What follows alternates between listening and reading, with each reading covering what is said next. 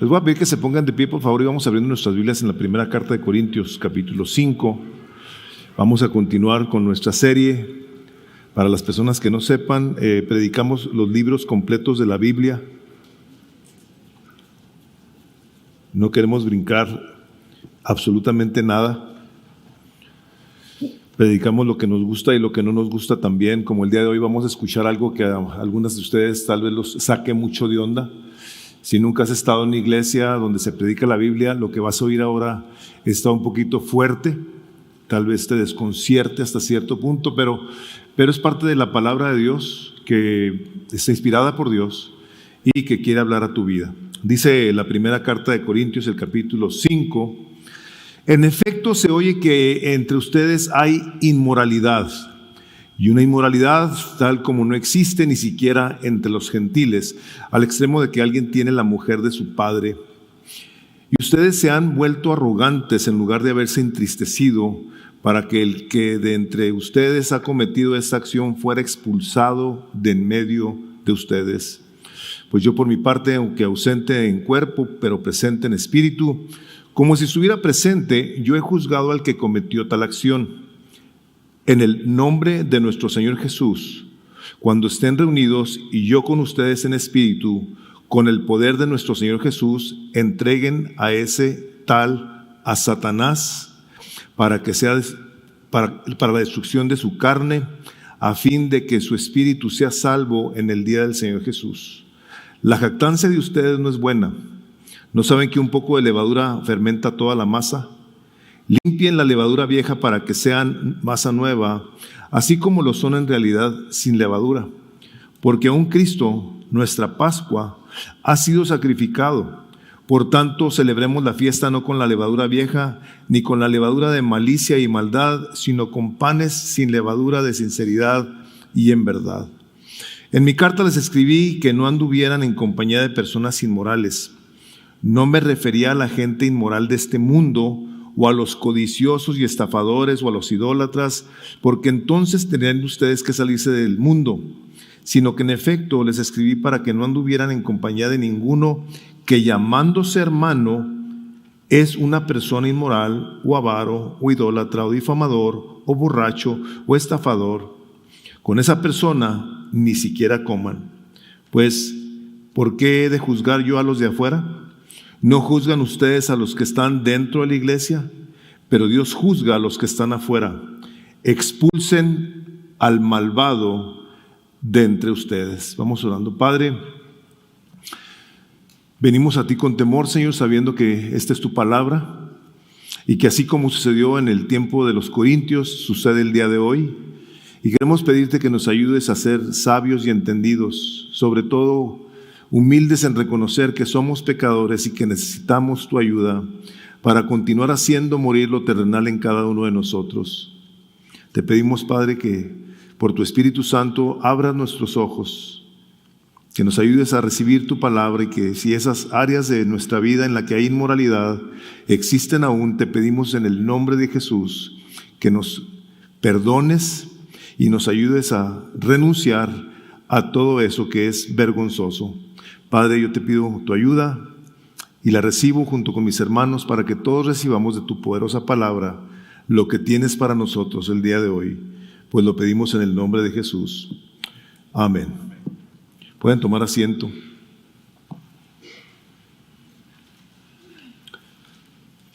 En 1987, aquí en Estados Unidos, tomó lugar un escándalo muy tremendo con un hombre y su esposa, Jim Bakker y Tammy Faye. De hecho, el día de hoy hay una película que acaban de hacer de ellos, donde salió a la luz los excesos, la vida de estrellas de Hollywood que empezaron a vivir. Era tanto el despilfarro de lo que ellos estaban haciendo con el dinero que estaban recibiendo de las ofrendas de la gente, que su perro, tenían creo un San Bernardo, no estoy seguro la clase de perro, pero su perro tenía refrigeración, la casa tenía refrigeración. Este ministerio llegó a tener $129 millones en su cuenta, Tenían una propiedad de 2.300 acres. Misión de Gracia, con los estacionamientos que tenemos 5. Tenían 2.300 acres. Salió a la luz toda esta situación porque, aunado a su despilfarro, el hombre, Jim Bakker, tenía también una relación extramarital.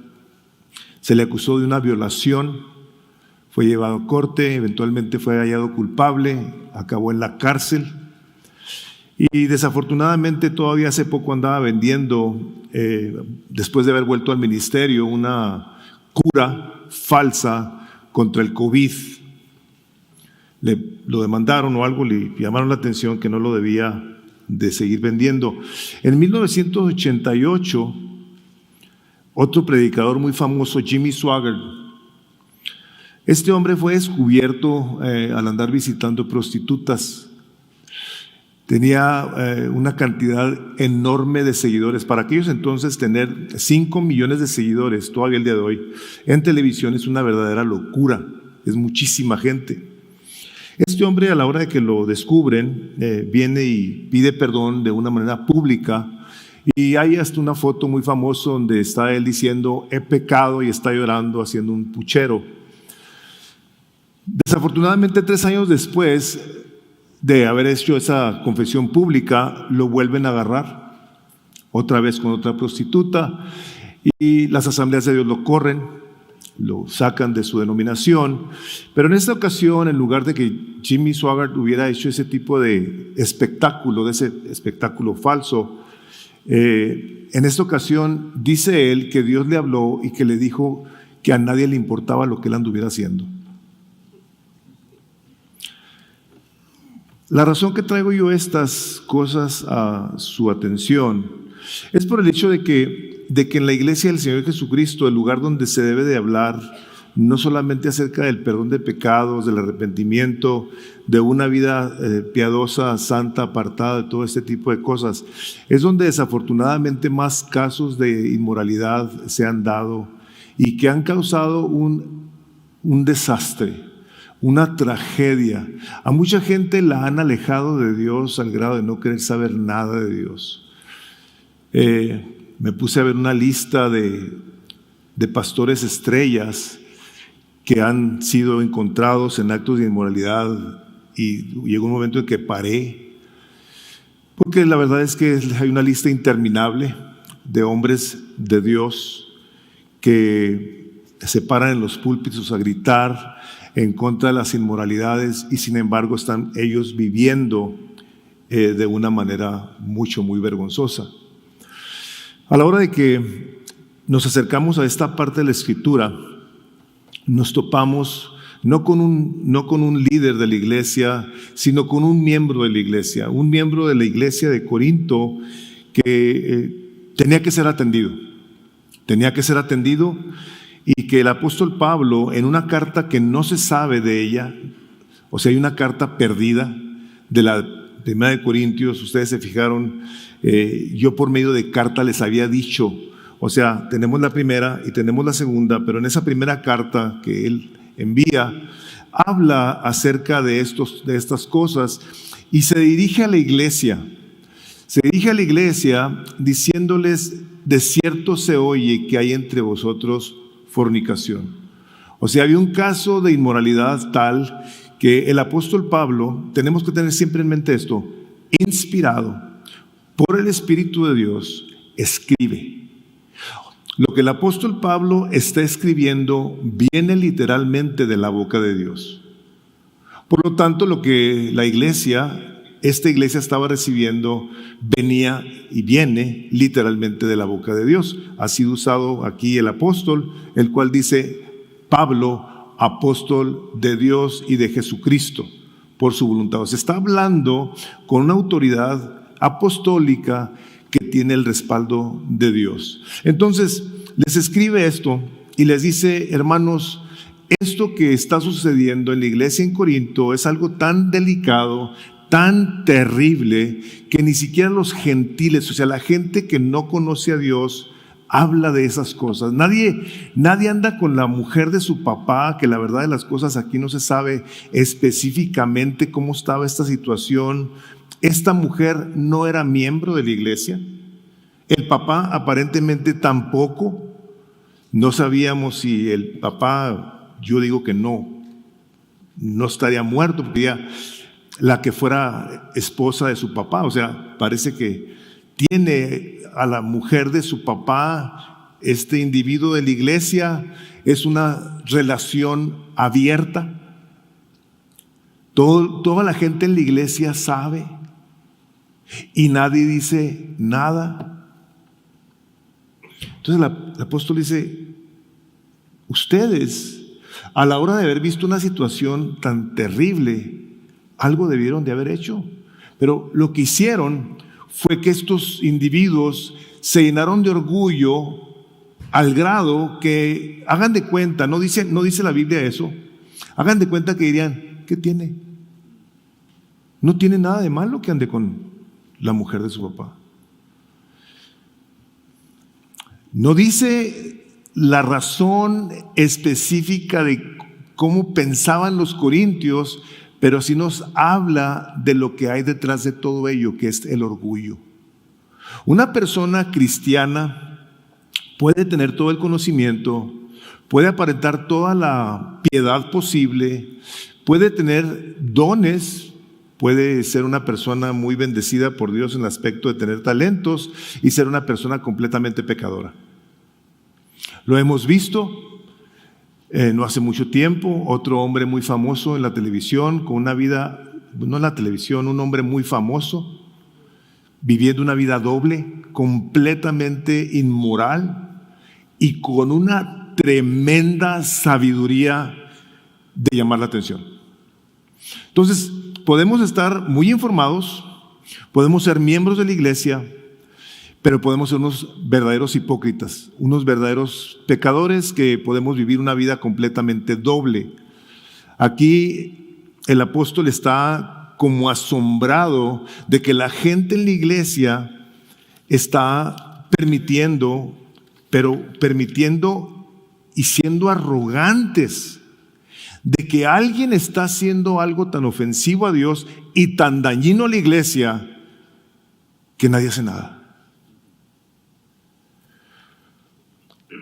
La cosa curiosa es que entre ellos mismos había gente, como en todas las iglesias, ¿no? Había gente que no quería saber nada de alguien que tuviera algo con inmoralidad y otros diciendo que qué importaba. ¿Cómo sabemos eso? En el versículo 9 les dice, os he escrito por carta, dice, que no os juntéis con los fornicarios. Y Pablo tiene que aclararles, les dice, espérense, no con los fornicarios o adúlteros o toda la lista que nos da ahí dice, del mundo tendríamos que salir del mundo, dice. No, dice, les estoy hablando de los que son miembros de la iglesia, que viven de esa manera. Dice, con esas personas ni siquiera vayas a comer, no te juntes con ellos. Y vamos a ver la razón de por qué sucede una cosa como estas. Pero tenemos que pensar en esto. Cuando la iglesia de Corinto empieza a pecar deliberadamente, como les decía hace un momento, la razón por la cual lo están haciendo es porque están llenos de orgullo. O sea, Dios a mí me ama, Dios me perdona, Dios es bueno, como mucha gente dice cuando no tienen un conocimiento de Dios. Tú le preguntas a alguien, oye, ¿tú a dónde vas a ir? ¿Al cielo o al infierno? ¿Al cielo? La gente muy fácilmente te puede decir eso porque dicen, es que Dios es bueno. Nomás que siempre olvidan la parte de que Dios es santo y es justo y es perfecto. Entonces, detrás del orgullo hay una fuerza que ciega a las personas y las lleva a reinterpretar la palabra de Dios de tal manera que puede muy fácilmente todo creyente justificarse a sí mismo, sabiendo que está pecando, sabiendo que lo que está haciendo es desagradable a Dios. Sin embargo, porque hay algo en tu corazón y tu mente que te hacen pensar que a ti Dios no te va a hacer nada. Tú no vas a tener que pagar consecuencias de tu pecado. El capítulo 1 del libro de Romanos Vean lo que dice ahí en sus notas. Dice, pues habiendo conocido a Dios, no le glorificaron como a Dios, no vivieron para la gloria de Dios, ni le dieron gracias, sino que se envanecieron en sus razonamientos. Y fíjense lo que dice ahí, y su necio corazón fue entenebrecido, fue lleno de tinieblas, el corazón fue cegado. Y dice, y profesando ser sabios, se hicieron necios. Tal vez tú hayas conocido a alguien, que ha conocido de Dios. Y que llega el momento en el que empiezan a justificar su manera de pensar, de creer inclusive, y llegan a juzgar la iglesia de Jesucristo diciendo, es que está llena de hipócritas, o ¿para qué me congrego yo si están igual que yo? Y acaban apartándose de la comunión de los santos, en donde de una manera muy intencional, sin darse cuenta, están dejando que su corazón se enfríe, que su espíritu llegue a morirse de sed, de hambre, pero su orgullo los va a llevar a querer creer que están bien con Dios, porque ya no se juntan con los hipócritas, ya no tiene nada que ver con esos falsos que dicen una cosa y hacen otra. Entonces el apóstol manda la carta completa, pero esta parte habla de algo muy específico, de la necesidad de disciplina adentro de la iglesia. Estos hombres que he mencionado son historias públicas, no estoy poniéndome yo como el puro, el santo, el perfecto, y estos como todos estamos igual de vulnerables. Sin embargo, el hecho de que nosotros tengamos una cercanía, una relación los unos con los otros, de tal manera que nos permita ver cuál es nuestra manera de conducirnos, principalmente en la casa. Principalmente en la casa, porque un hombre íntegro, un hombre de Dios, va a tener a su esposa en la mayor de las estimas. La va a tratar como un vaso frágil, va a cuidar de ella, la va a apreciar, la va a respetar, la va a honrar, va a cuidar de cómo da un verdadero testimonio ante ella, que es su primera oveja, y ante sus hijos. Entonces, un hombre que por alguna razón cree que porque ya tiene una audiencia mayor o su ministerio tiene mucho dinero, cree que ya está más ungido que alguien más, desafortunadamente empezamos a ver que empiezan a descuidar su casa, su iglesia, la comunión con los hermanos, al grado tal que nadie les puede decir nada, ni en la casa ni en la iglesia. Empiezan las personas a vivir en una soberbia, en una arrogancia, en la que, como les digo, creen que todo lo que hacen, que todo lo que dicen está bien. Entonces Pablo manda esta carta y les dice, les voy a decir cómo tenemos que tratar con el pecado que hay dentro de la iglesia. Tenemos que tener en mente también esto, no únicamente que la palabra está inspirada por el Espíritu de Dios. La iglesia le pertenece a Jesucristo. El Señor Jesucristo vino a dar su vida por la iglesia, vino a derramar su sangre por una comunidad de creyentes alrededor de todo el mundo, y la segunda vez que regrese va a regresar por su iglesia, aquellos que son miembros de la iglesia del Señor Jesucristo. Y Él dijo esto: yo voy a edificar mi iglesia. La iglesia del Señor Jesucristo se debe caracterizar por pureza, por santidad, por un apartamiento de aquello de lo que era normal para nosotros. Ahora no lo es. Ahora hay cosas que tenemos que cuidar, tenemos que arrepentirnos, tenemos que vivir en humildad, reconociendo que Dios es santo y que la sangre que Cristo derramó en la cruz del Calvario vino a pagar por nuestros pecados, a limpiarnos de ellos, como para continuar viviendo como vivíamos antes. Sería entonces decir, a mí realmente el derramamiento de la sangre de Cristo en la cruz, pues no tiene ningún poder para mí.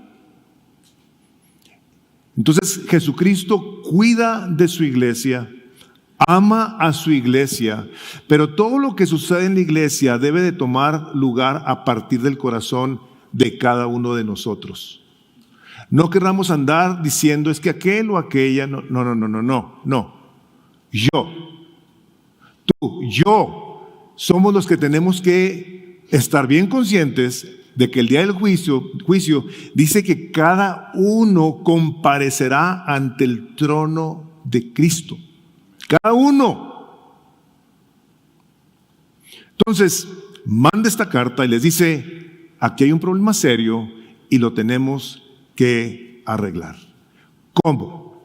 ¿De qué manera se tiene que implementar la disciplina dentro de la iglesia? Vean lo que dice el versículo 5 en delante. Dice, bueno, la segunda parte dice, para que fuese quitado de en medio de vosotros el que cometió tal acción. Ciertamente yo como ausente en cuerpo, pero presente en espíritu, ya como presente he juzgado al que tal cosa ha hecho. Déjenme les digo una cosa más. Esta es una parte de la Escritura que tiene sus retos fuertes. Entonces, alguien pudiera pensar, bueno, Pablo estaba presente en el Espíritu porque era el apóstol Pablo. No. Pablo, a la hora de estar enterado de esta situación, él sabía cómo estaba la cosa. Dice, esa situación yo la voy a juzgar. Yo tengo la autoridad para juzgar. Tú y yo como creyentes tenemos, como dice Mateo 7, que juzguemos con justo juicio. No con un juicio, nosotros no tenemos una autoridad de juzgar a nadie para decir, este o aquel se va a ir al infierno. No la tenemos. Esa autoridad única y exclusivamente la tiene el Señor Jesucristo. Por lo tanto, nosotros juzgamos con un justo juicio. O sea, hermano, te veo que estás tome y tome, ya estás bien borracho. Esto no está correcto. Te esperas a que pase esa situación, hablas con él y dices, ¿sabes qué? Esta no es la primera vez que te veo, ven para acá.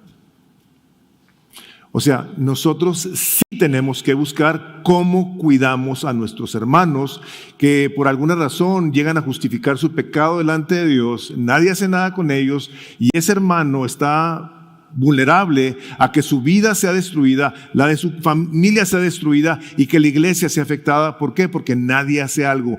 Pablo dice, espérate, vamos a hacer una cosa. Se van a reunir en el nombre de Jesús y yo, estando de acuerdo con ustedes, les digo lo siguiente, a este hombre lo tenemos que poner en las manos del diablo, corriéndolo de la iglesia. Dice, el tal se ha entregado a Satanás para destrucción de la carne, a fin de que el espíritu sea salvo en el día del Señor. Decimos, caray, ¿esto cómo se hace? ¿Esto por qué se dice así? Tengo que explicarles algo antes de continuar, porque necesitamos tener claro qué es lo que aquí sucede. Lo primero que tenemos que tener claro es que la disciplina toma lugar dentro de la iglesia. La iglesia es parte del reino de Dios. Ahora, nosotros, antes de venir a Cristo, no conocíamos nada de Dios, no sabemos nada de disciplina, no sabemos nada de nada. Por lo tanto, pues vivíamos haciendo lo que nos daba literalmente nuestra regalada gana. Entonces, viene el Espíritu Santo de Dios a rescatarnos del reino de las tinieblas. O sea, toda persona que por la fe en la persona de Jesucristo viene a entregarle su vida es arrancado del reino de las tinieblas y es puesto entonces en el reino de Dios. Nosotros somos ciudadanos del reino de Dios. Anteriormente vivíamos allá afuera, hacíamos lo que nos daba la gana y quiero nada más para que tengamos claridad de la diferencia. No hay tal cosa como que los hijos de Dios y los hijos del diablo y en medio hay otros. No. O eres hijo de Dios o eres hijo del diablo. Quiero que abras tu Biblia en el capítulo 8 del Evangelio de Juan. Necesitamos juntos ver esta parte de la Escritura, como les dije al principio. Vas a escuchar cosas muy fuertes que salieron de la boca de Dios. Todo lo que está escrito es salido de la boca de Dios. El capítulo 8, versículo 39.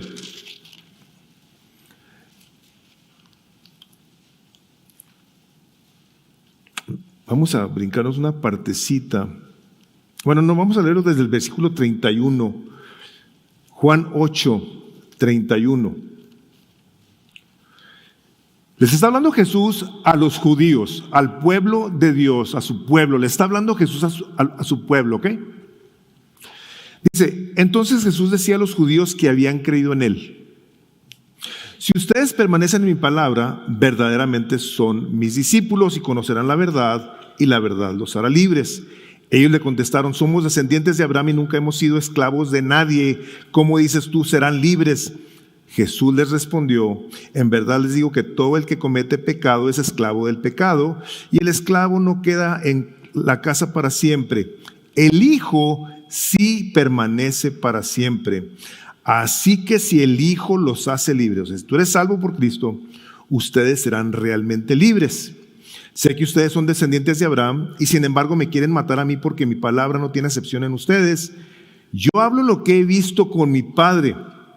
Ustedes entonces hacen también lo que oyeran de su padre. Ellos le contestaron: Abraham es nuestro padre. Jesús les dijo: si sois hijos de Abraham, hagan las obras de Abraham. Pero ahora me quieren matar a mí, que les he dicho la verdad que oí de Dios. Esto no lo hizo Abraham. Ustedes hacen las obras de su padre. Ellos le dijeron: nosotros no nacimos de fornicación, tenemos un padre, es decir, Dios.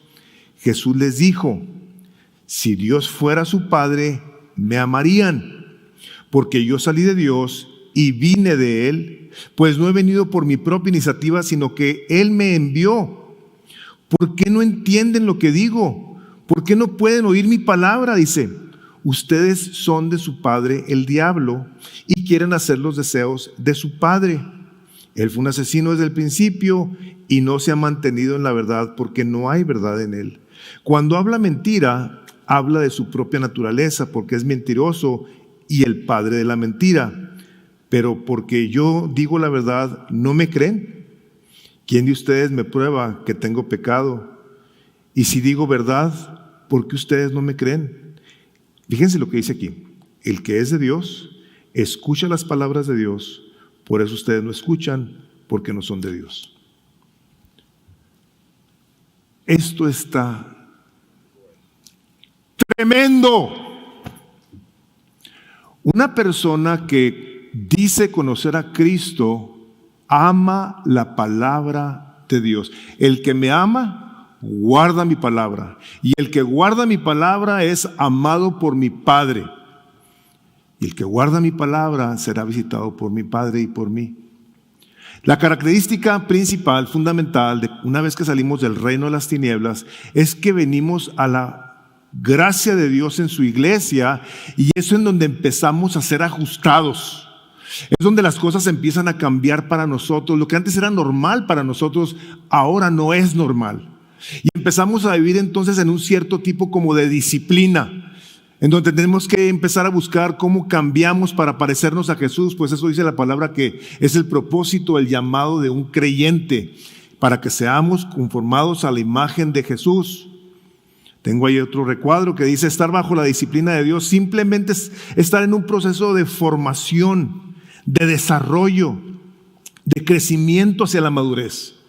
En primer lugar, los creyentes necesitamos estar en disciplina porque es la manera como se crece hacia la madurez. Una persona que viene a someterse a la voluntad de Dios, a la palabra de Dios, empieza a ver que lo que está haciendo, que para antes era muy normal, ya no es. Dices tú: ah, caray, ahí hay una disciplina de parte de Dios, ahí hay un cuidado de parte de Dios, donde nos permite darnos cuenta de lo que es correcto y lo que no es correcto.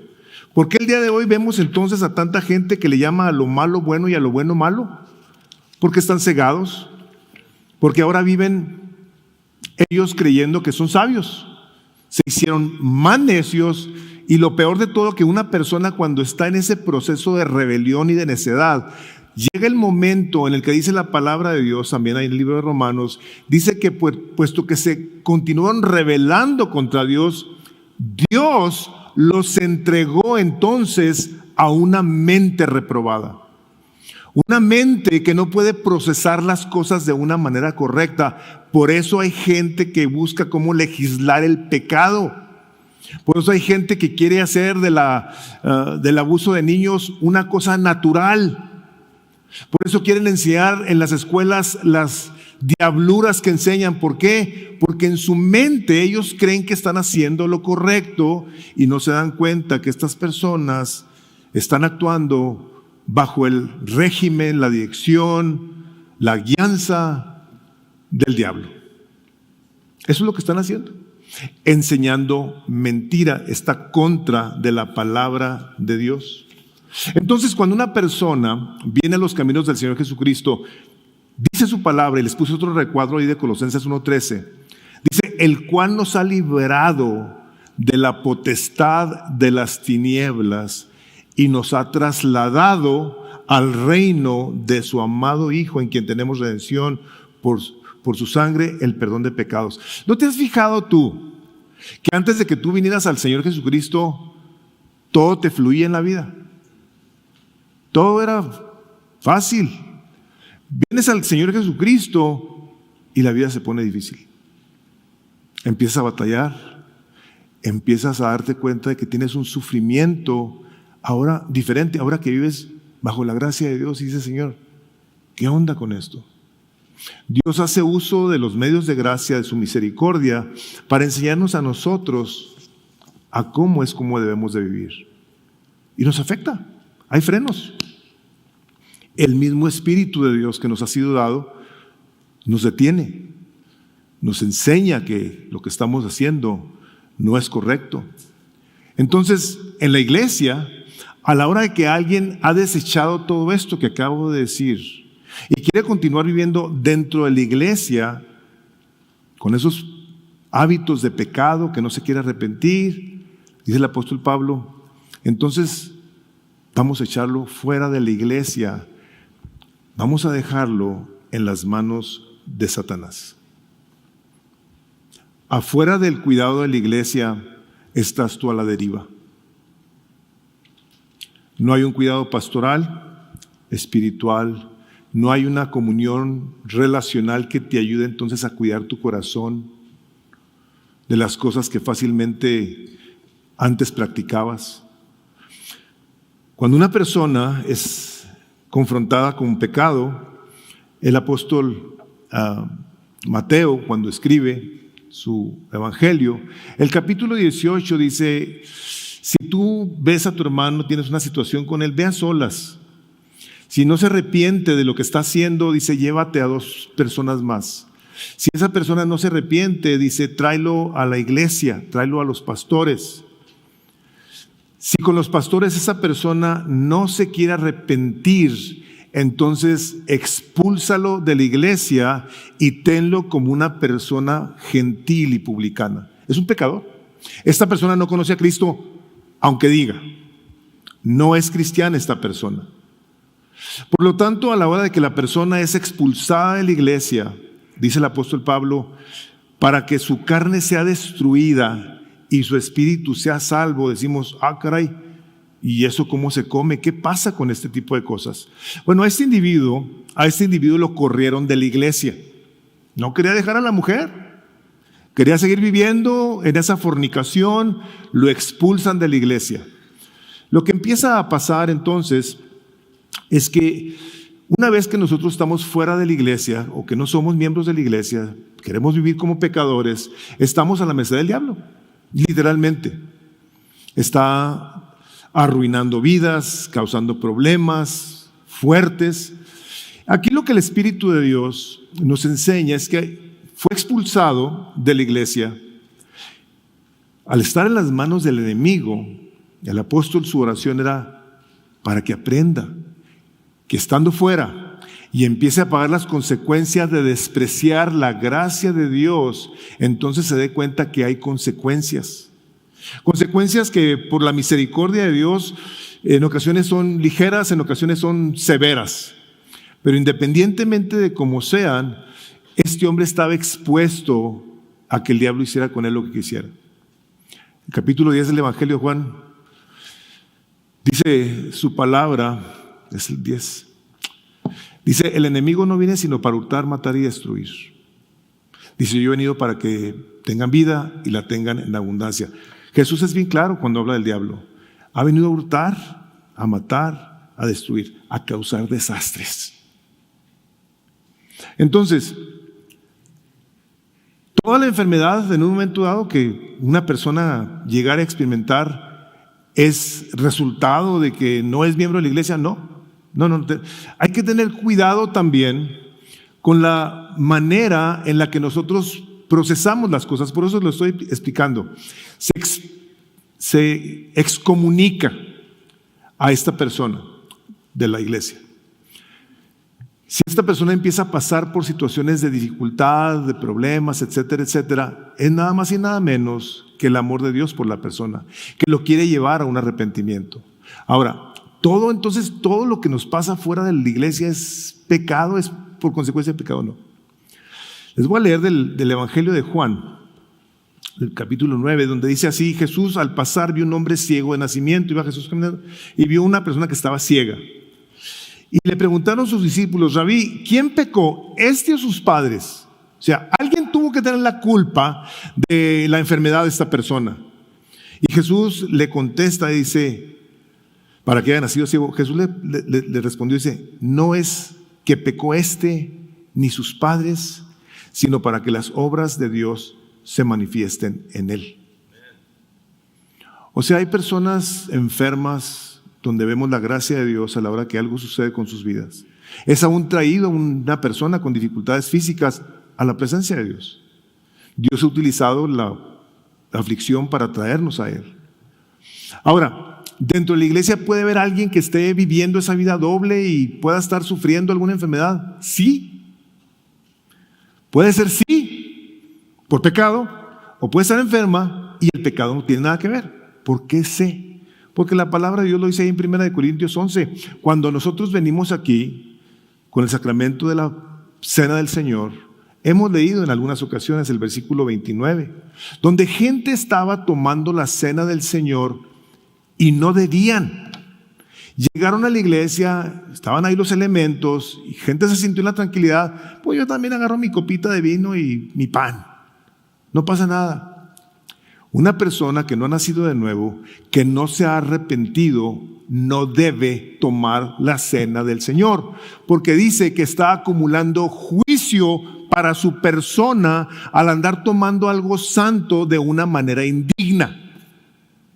Entonces, a la hora que estaban sucediendo estas cosas, el apóstol Pablo les dice en el versículo 29 del capítulo 11 de 1 Corintios, porque el que come y bebe indignamente, lo que les acabo de decir, sin discernir el cuerpo, soy yo parte del cuerpo de Cristo, estos son mis hermanos, esta es la iglesia de Dios, juicio come y bebe para sí, por lo cual hay muchos enfermos y debilitados entre vosotros, y algunos ya se murieron. Ay, Chihuahua, esto está bien tremendo. O sea, pues, ¿cómo? ¿Por qué aquí no se ha muerto gente al hacer eso? ¿Sabes por qué? Por la gracia de Dios. Nada más por eso.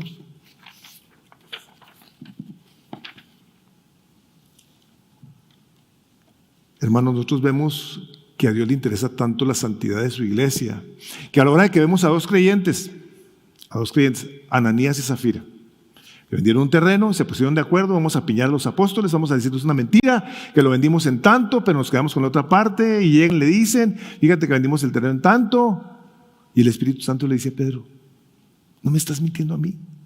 El Espíritu Santo le hizo saber a Pedro, dice, le estás mintiendo al Espíritu Santo. Le dice, por cuanto esto estás haciendo, te van a sacar ahorita. Se cayó muerto. Y lo sacaron. Y al rato llega la señora que dicen que andaba shopping con la ventota de un terreno, ¿se imagina? Bien contentota, sí. Y le dice Pedro, ¿en cuánto vendieron el terreno? En tanto. Le dice, esos jóvenes que están ahí acaban de sacar a tu marido y te van a sacar a ti también. ¡Pum! Se cayó muerta. Quería el Espíritu Santo de Dios que viéramos que la iglesia de Dios es un lugar santo. Y si tú me has contado mentiras a mí y no te ha pasado nada, dale gracias a Dios. O a cualquier pastor. No te lo digo en serio, o sea, de veras, o sea, gente deliberadamente me ha mentido habiendo yo visto la situación. Vimos a un David, a un rey David, pecar y desobedecer a Dios y pagó las consecuencias. Vimos a un Jonás rebelarse contra Dios y pagó las consecuencias. Vimos a un Sansón, a un juez establecido por Dios y pagó con su vida. Vimos a un Moisés rebelarse contra Dios en el desierto y pagó las consecuencias. ¿Perdieron su salvación? No perdieron su salvación porque tenían sus ojos puestos en Jesús, pero pagaron las consecuencias aquí.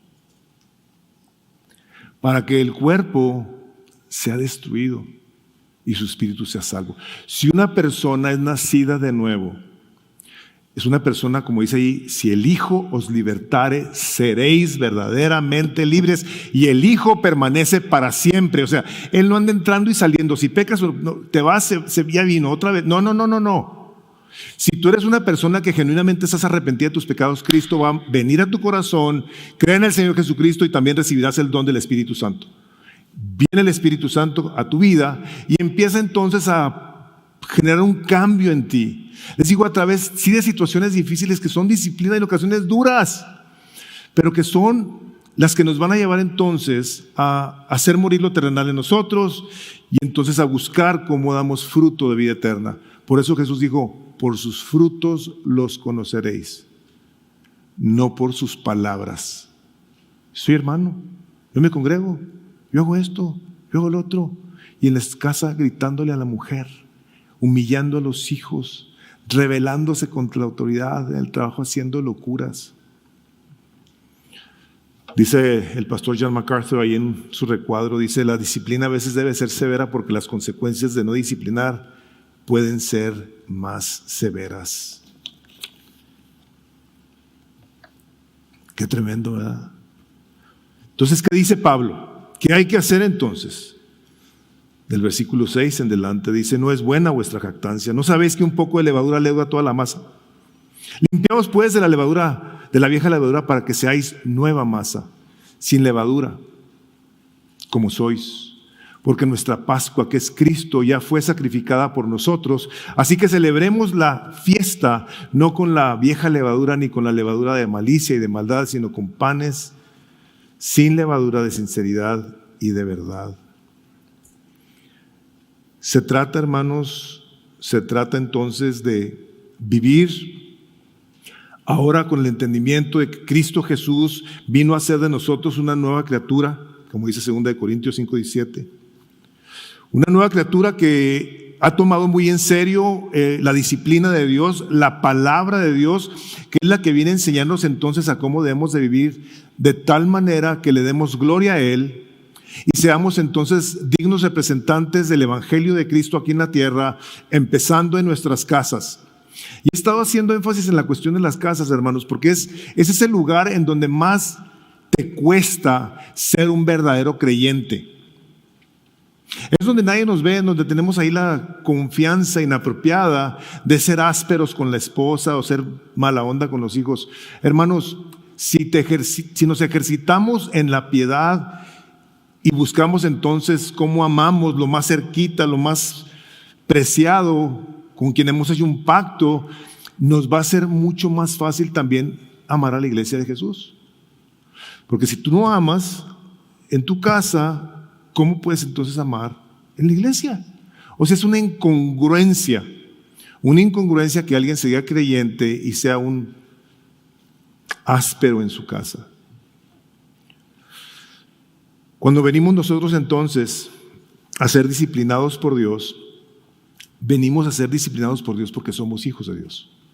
Porque hemos entonces respondido a la disciplina de Dios. Dice el capítulo 12 del libro de Hebreos de la siguiente manera, el versículo 7. Si soportáis la disciplina, Hebreos 12:7. Si soportáis la disciplina, fíjense lo que dice, Dios os trata como a hijos. Porque ¿qué hijo es aquel a quien el padre no disciplina? Pero si se os deja sin disciplina, de la cual todos han sido participantes, entonces sois bastardos y no hijos. Una persona que vive y experimenta la disciplina de Dios de maneras en ocasiones muy difícil de expresar, es nada más y nada menos que el amor de un padre por sus hijos, al estar él buscando cómo hacerlo, cómo llevarlo, cómo transformarlo a la imagen de su amado Hijo Jesucristo.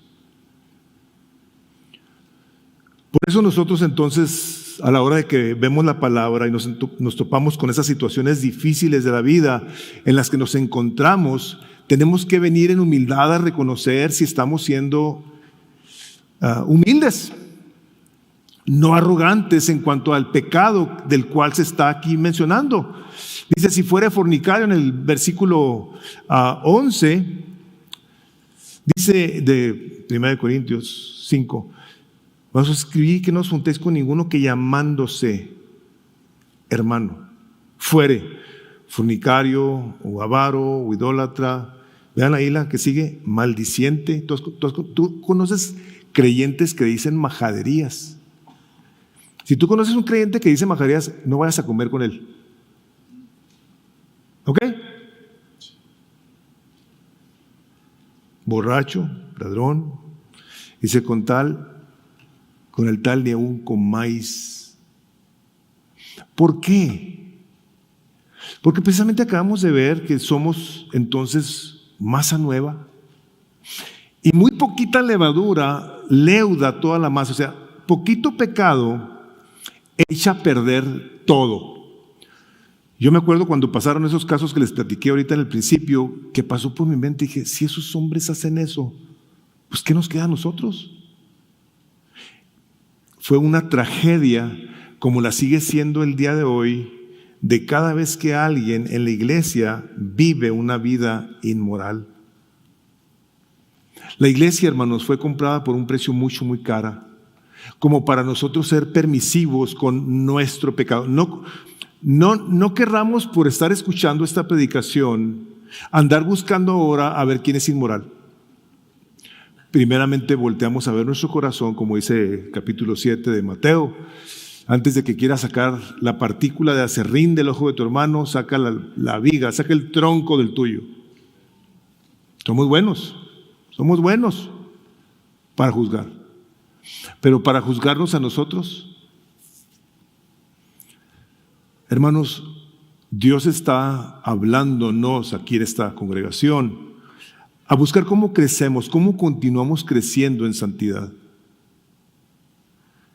El Señor Jesucristo va a aparecer el día que nadie lo espere. Aunque tú leas libros y veas películas que te dicen cómo, no les creas. El Señor Jesucristo dijo, nadie sabe, ni yo en calidad de hombre lo dijo, sino solo mi Padre que está en el cielo. Va a regresar por segunda vez, y la segunda vez que regrese, va a regresar sin relación con el pecado. ¿Y saben de qué pecado está hablando?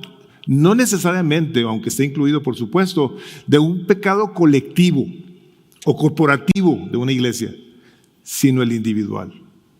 Tenemos que buscar con esa humildad, Señor, yo me tengo que arrepentir. Yo tengo que buscar cómo hago morir esto terrenal en mí. Les puse esa cita de Hebreos 9:27, porque si no viene antes de que nosotros nos muramos, como decía Carlos, ¿qué? ¿En cuánto dijo? En 50 años. De meses muchos. Más a uno que anda oyendo pasos en la azotea.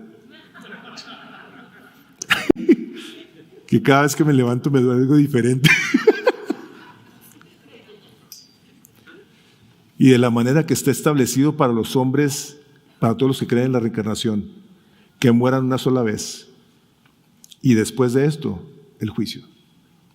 Así también Cristo fue ofrecido una sola vez para llevar los pecados de muchos, y aparecerá por segunda vez sin relación con el pecado para salvar a los que le esperan. Las personas que le esperan estamos intencionalmente buscando cómo nos apartamos, cómo renunciamos, cómo hacemos morir el pecado en nosotros, cómo, como dice 1 de Pedro 1:16, sed santos como yo soy santo, dice el Señor. Su iglesia es una institución de gente santa y empieza por cada uno de nosotros. No querramos en ningún momento dado querer apuntar el dedo a nadie, hermanos. Aunque en el cuidado que Dios nos ha dado los unos por los otros, como dice Gálatas 6:1, si tú ves a tu hermano, si alguno es sorprendido en alguna falta, vosotros que sois espirituales, restauradle con espíritu de mansedumbre, considerándote a ti mismo, no sea que tú también seas tentado. Y llevad las cargas los unos de los otros para que cumplamos así la ley de Cristo. Misericordia, cuidado, compasión, ternura, considerándonos a nosotros mismos que también podemos ser tentados en absolutamente todo. Y de hecho dice la advertencia, mirad que no creáis que estás firmes, dice, porque puedes caer. Entonces el Espíritu de Dios, hablando a los corintios, les hace ver que esta es una situación sumamente delicada. Que una persona que no quiere arrepentirse, no quiere vivir bajo el entendimiento de que ha sido lavado por la sangre de Cristo Jesús, está expuesta entonces a que por la gracia, cuidado y amor de Dios, en algún momento dado esta persona vaya a tener que ser expuesto públicamente y tenga que pagar las consecuencias de su pecado. ¿Qué pasó con este individuo? ¿Qué pasó con este hombre que andaba de tremendo? Este hombre se arrepintió. Este hombre recapacitó a la hora que fue expulsado de la iglesia. La segunda carta que el apóstol escribe a los Corintios, en el capítulo 7, vuelve este hombre a la comunión, o sea, fue algo bien público, todo el mundo supo esta situación. Y les dice en el versículo 9, dice, ahora me gozo, no porque hayáis sido contristados, sino porque fuisteis contristados para arrepentimiento. Dice Pablo, qué bueno que les dolió porque se arrepintieron. Me da gusto, dice Pablo. A veces los cristianos queremos ser tan cuidadosos de los hipersensibles de que no se vayan a sentir. La Biblia no. La Biblia no habla así. Jesús no habla así. Está bien. Imagínate tú que seas judío y luego que te digan, tu papá es el diablo.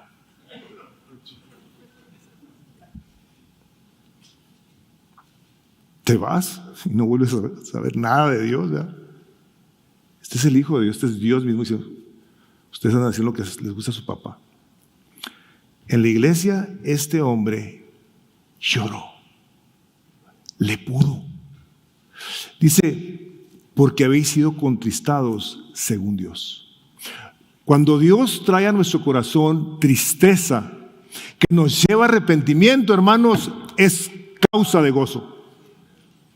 Para que ninguna pérdida padecieseis por nuestra parte, dice, porque la tristeza que es según Dios produce arrepentimiento para salvación. Fíjense lo que dice, de que no hay que arrepentirse, pero la tristeza del mundo produce muerte. Tú andas sufriendo porque andas pecando deliberada e intencionalmente, fornicando y haciendo las cosas que dice ahí, tú vas a pagar la consecuencia. Y en ocasiones, ese dolor no te lleva al arrepentimiento, sino, ay, ¿por qué me pasan estas cosas? ¿Por qué a mí? El arrepentimiento que viene por el Espíritu Santo de Dios nos lleva entonces a pedir perdón. A pedir perdón, a buscar cómo restauramos al hermano. La palabra de Dios dice, el capítulo 2 de Hebreos dice, es necesario que con más diligencia, fíjense, atendamos a las cosas que hemos escuchado, no sea que nos deslicemos.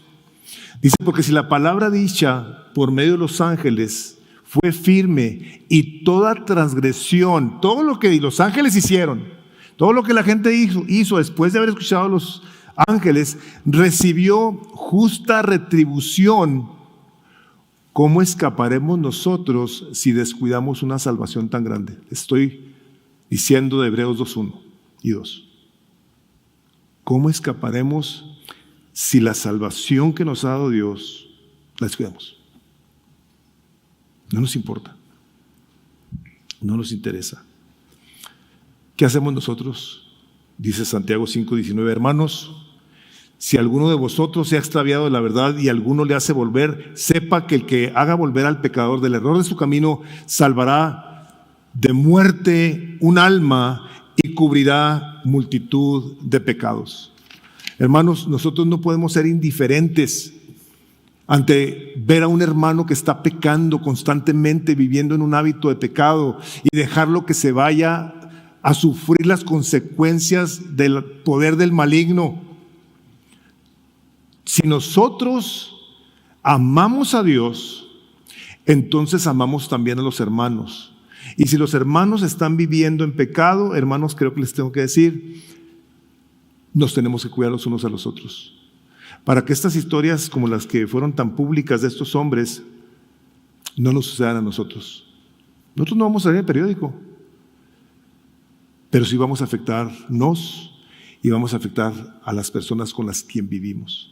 Por eso Dios es tan intencional en hacernos ver la importancia y necesidad de que sus hijos son miembros de su familia.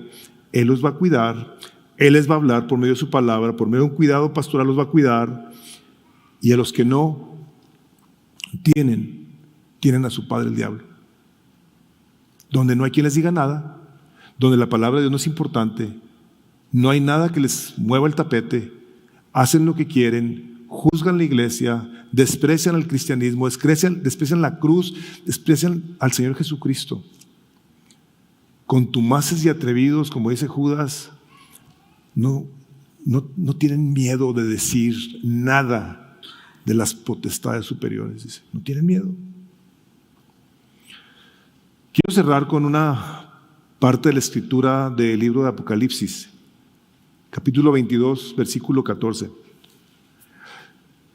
Dice así: bienaventurados los que lavan sus ropas para tener derecho al árbol de la vida y para entrar por las puertas en la ciudad. Mas los perros estarán afuera, y los hechiceros, y los fornicarios, los homicidas, los idólatras, y todo aquel que ama y hace mentira. Yo, Jesús, he enviado a mi ángel para daros testimonio de estas cosas. Hermanos, hay maneras de ser expulsados de una iglesia que no me ha tocado, excepto en una ocasión que tuve que correr un hombre de la iglesia. Pero las veces que hemos seguido el proceso de Mateo 18, lo que siempre he visto es la gracia de Dios. Es la cosa más horrenda que yo hago. Como pastor es la cosa más horrible que yo hago.